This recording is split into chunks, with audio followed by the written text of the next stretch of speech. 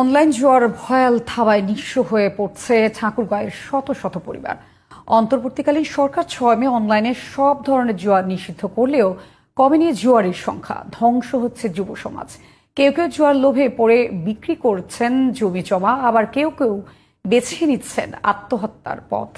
ঠাকুরগাঁও প্রতিনিধি এমদাদুল ইসলাম ভুট্টোর তথ্য ছবিতে বিস্তারিত জানাচ্ছেন সিরাজুপনিরা। অল্প পুঁজিতে কয়েক গুণ লাভ আর মুহূর্তেই বনে যাবেন লাখপতি। অনলাইনের এমন চটকদার বিজ্ঞাপনের সয়লাভ সামাজিক যোগাযোগ মাধ্যম। এসব লোভনীয় ফাঁদে হরহামেশাই পা দিচ্ছেন উঠতি বয়সের যুবক সহ সব বয়সের মানুষ। আর এভাবেই নিঃস্ব হয়ে পড়ছে ঠাকুরগাঁয়ের শত শত পরিবার। ধ্বংস হচ্ছে যুব সমাজ। আমাদের ইসলাম দৃষ্টিতে এটা খারাপই, লোভ দেয়, এই লোভ দেয় বাস ওই লোভে বেশি করে ধরে। আপনি কেন খেলতেছেন এইটুকু বলতে পারি, যদিও তখন আমার উপরে আরো ইফেক্ট করবে যে আমি কি আপনার টাকা খেলতেছি।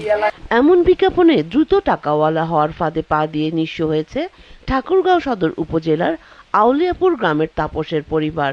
সহায় সম্পদ হারিয়ে কোনো রকমে বর্তমানে দিন কাটছে তাদের। তাপসের মতো অনলাইন বেটিংয়ে সব হারিয়ে কেউ হয়েছেন এলাকা ছাড়া, আবার কেউ কেউ বেছে নিয়েছেন আত্মহত্যার পথ। মেলা মেলা নোকের ধ্বংস হয়েছে। এই ক্যাসিনোর ডিলার আউলিয়াপুরে বেশি। অনেকে নিঃস্ব হয়ে গেছে, কাজ কাম করে না। আমাদের দেশের ক্ষতি হচ্ছে, দেশের টাকা বাইরে দিতে যাচ্ছে। অভিযোগ আছে এসব নিয়ন্ত্রণ করছেন রাজনৈতিক স্থানীয় নেতা সহ প্রভাবশালীরা।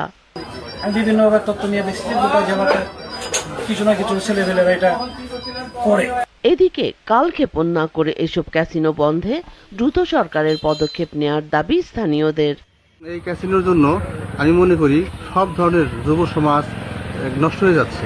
এই ক্যাসিনো খুব দ্রুত বন্ধ হওয়া উচিত। সরকারকে একটা পদক্ষেপ নেওয়া উচিত, বড় ধরনের পদক্ষেপ সরকার নিলে তাহলে এটা বন্ধ হবে, তাছাড়া বন্ধ হওয়া সম্ভব। যারা চালায় এগুলা তাদেরকে যেন আইনের আওতায় নিয়ে আসে। তবে মাঠ পর্যায়ে প্রচারণার পাশাপাশি ক্যাসিনো বন্ধে প্রশাসন কাজ করছে বলে জানান পুলিশের এই কর্মকর্তা। এই বিষয়ে আমাদের স্পেশালি টিম কাজ করছে। আমরা সিআইডি সহ অন্যান্য যারা সংস্থা আছেন, যে সংস্থাগুলো সহযোগিতা নিয়ে আমরা কাজ করতে পারি, তাদের সাথে সমন্বয় করে কাজ করার চেষ্টা করছি।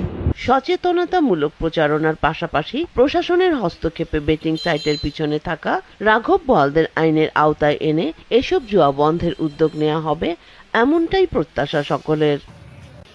Sirajum Monira, GTV news.